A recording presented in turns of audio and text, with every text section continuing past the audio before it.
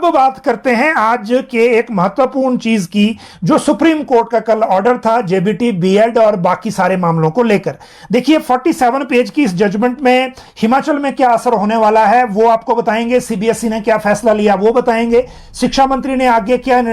जो बैठक बुलाई है उसकी बात करेंगे, और एजुकेशन बोर्ड को अब क्या करना पड़ेगा उसकी भी बात करेंगे। जो ये डिसीजन है इसमें एनसीटी ने जो ऑर्डर निकाला था जिसमें बीएड को एलिजिबल प्राइमरी टीचिंग के लिए किया था 28/6/2018 का, ये जो ऑर्डर था ये राइट टू एजुकेशन एक्ट 2009 की सेक्शन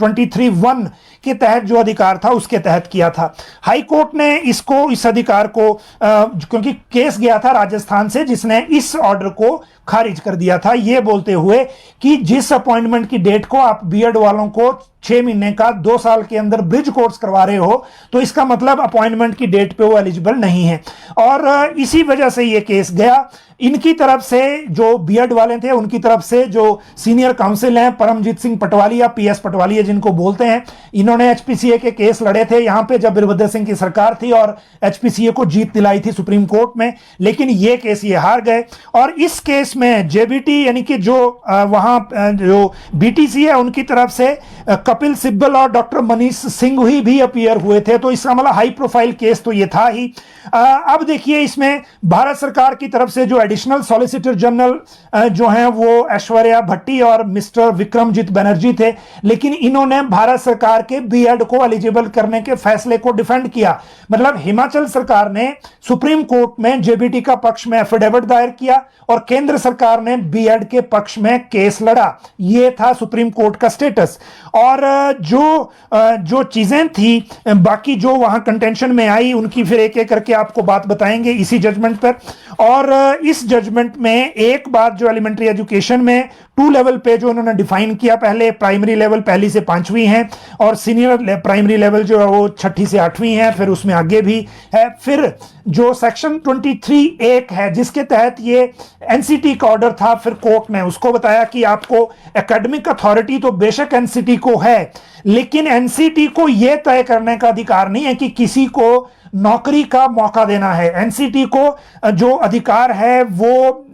जो BEd as a qualification appointment करने के लिए जो है इस नोटिफिकेशन के आधार पे जो डिसीजन किया था उसको सुप्रीम कोर्ट ने डिफाइन किया कि आपका ये ऑर्डर कैसे गलत है। अब आप देखिए कि सारी चीजें और पहले जो ऑर्डर हुए हैं उसमें यह देखा गया कि जो करिकुलम है और जो ट्रेनिंग है वो जेबीटी और बीएड की दोनों की ट्रेनिंग में क्या फर्क है। उसके बाद ये कहा कोर्ट ने कि ये क्लियर है कि बीएड कोर्स जो है वो डिजाइन ही नहीं किया गया है प्राइमरी लेवल पर टीचिंग के लिए, ये इसी जजमेंट में है। जबकि diploma in elementary education DElEd या जेबीटी सिर्फ प्राइमरी के लिए ही है, क्योंकि बेस जो है वो चाइल्ड साइकोलॉजी के आधार पर है दोनों के करिकुलम का। ये चीजें भी इसमें कही गई। फिर ये कहा गया कि जो नोटिफिकेशन है 28/6/2018 की वो जो है द कंसिस्टेंट, इससे पहले यानी कि 28/6/2018 से पहले एनसीटी की लगातार कंसिस्टेंट पॉलिसी थी कि बीएड को प्राइमरी से बाहर रखना है। फिर सडन ये बीएड को एंटर करने का फैसला केवीएस के जो कमिश्नर हैं केंद्रीय विद्यालय संगठन के, उन कमिश्नर की एक चिट्ठी आती है मानव संसाधन विकास मंत्रालय में। उस मानव संसाधन विकास मंत्रालय में एक बैठक होती है, वो बैठक 1 महीना पहले होती है और 1 महीने के अंदर एनसीटी जो इस चिट्ठी को जारी कर देता है बीएड को एलिजिबल करने के लिए, क्योंकि केवीएस के कमिश्नर ने कहा कि हमारे केंद्रीय स्कूलों में हमें ट्रेंड टीचिंग स्टाफ नहीं मिल रहा सिर्फ डीएलएड में, तो हमें बीएड को भी मौका दिया जाए। इसके बाद जो केवीएस की डिमांड थी वो सभी राज्यों पर थोप दी गई जहां पर जेबीटी बीएड ऑलरेडी अलग अलग मैकेनिज्म में काम कर रहे थे, तो ये भी इसमें चीजें जो हैं वो की गई। अब देखिए जो जहां तक साइकोलॉजिकल आधार पर जो टीचिंग होती है वो कोर्ट ने कहा कि जो बीएड ट्रेन टीचर अगर will have to undergo 6 month training in elementary classes with the first 2 year of their appointment, तो फिर वो एलिजिबल कैसे हुए, और यही पॉइंट था जो हिमाचल हाई कोर्ट मिस कर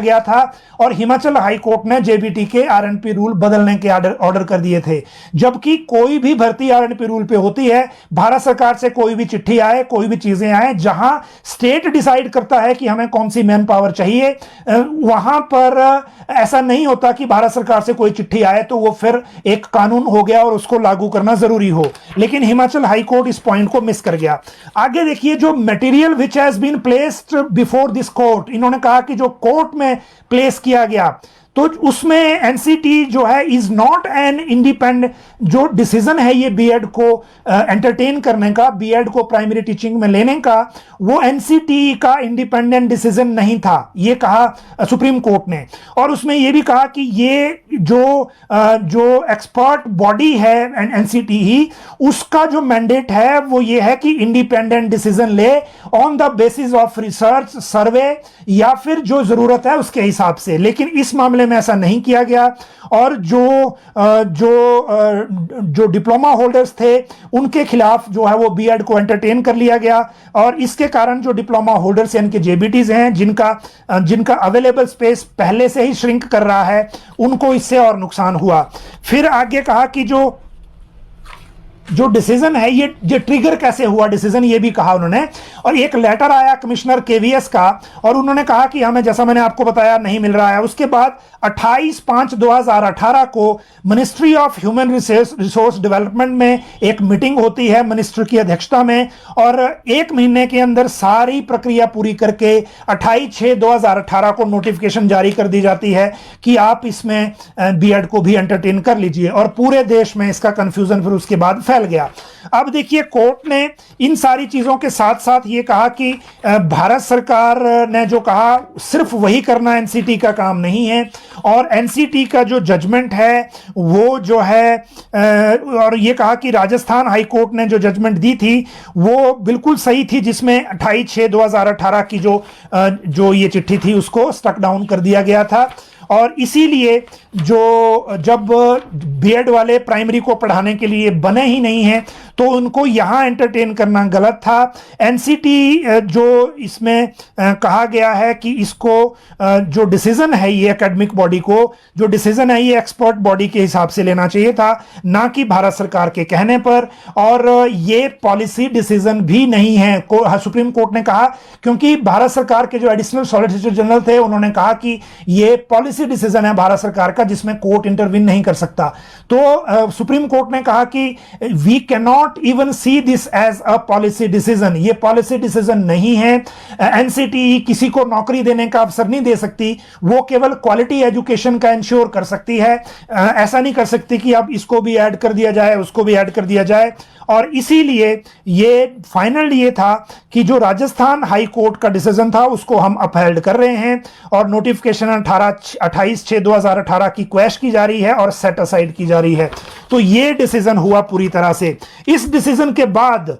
अब क्या क्या हुआ देखिए, जो इमीडिएट हुआ है, सीबीएसई ने जो सीटेट के सर्टिफिकेट थे, क्योंकि जिस तरह से हिमाचल बोर्ड ने भी बीएड वालों को जो जेबीटी का टेट करने की अनुमति दे दी थी और जेबीटी के टेट के सर्टिफिकेट भी बांट दिए हैं, वैसे ही सीबीएसई ने भी सीटेट जो है बीएड वालों को भी जेबीटी का करने की अनुमति दे दी थी, उन्होंने भी सर्टिफिकेट बांट दिए थे। और जिन जिन के डिजी लॉकर में ये सर्टिफिकेट थे, आज हमने कईयों के चेक भी किए जिन्होंने सीटेट के ये सर्टिफिकेट जिनके पास थे, डिजी लॉकर में अगर उस सर्टिफिकेट को देख रहे हैं तो उसमें भी ये आ रहा है कि अब ये सर्टिफिकेट विड्रॉ कर लिया गया है ड्यू टू जो ये पिटीशन थी सुप्रीम कोर्ट में इसकी जजमेंट के बाद। तो सीबीएसई ने तो विद इन 24 आवर्स ये जो डिसीजन है वो ले लिया, और जो सर्टिफिकेट टेट के अलॉट किए जा चुके थे वो भी विड्रॉ कर लिए गए हैं। लेकिन हिमाचल एजुकेशन बोर्ड को अब ये टेट सर्टिफिकेट इनवैलिड करने हैं, विड्रॉ करने हैं। और दूसरी तरफ शिक्षा मंत्री रोहित ठाकुर ने बताया है कि वो जल्द ही, क्योंकि ये पहले ऑफिशियली कम्युनिकेशन से जजमेंट जजमेंट का इंतजार कर रहे थे। सॉफ्ट कॉपी कल मिल गई है सबको, और इस जजमेंट के बाद जैसे ही एलिमेंट्री एजुकेशन इस जजमेंट को रिकॉर्ड पे लाएगा, उसके बाद जो है ये डिसीजन हो जाएगा। और सारी चीज़ों में जो इसमें अब जितना टेट में जो संशोधन होना है वो अलग बात है, लेकिन इसमें मेजर जो डिसीजन सरकार को लेना है, जो अब लेना इंपॉर्टेंट है, वो डिसीजन है कि जो जेबीटी के पदों पर बीएड लग चुके हैं उनको विड्रॉ करना है उन पोस्टों से, और इनकी जो नियुक्तियां हैं वो 3, 4, 6 महीने हो गई है। इसीलिए जेबीटी की नई भर्तियां रोक ली गई थी। 56 के आसपास पद बचे थे बैच वाइज के, विभिन्न कैटेगरीज के, उनको करने को बोला था, बाकी रोक ली थी। जो 2500 के आसपास भर्तियां होनी हैं, और इसीलिए अब इन 2500 जो भर्तियां हैं वो अब नए प्रोसेस के तहत होंगी, और नए प्रोसेस के लिए अब इंतजार किया जा रहा है कि ये जो नई व्यवस्था है इस कोर्ट के फैसले के बाद उसके हिसाब से आगे काम चलेगा। अब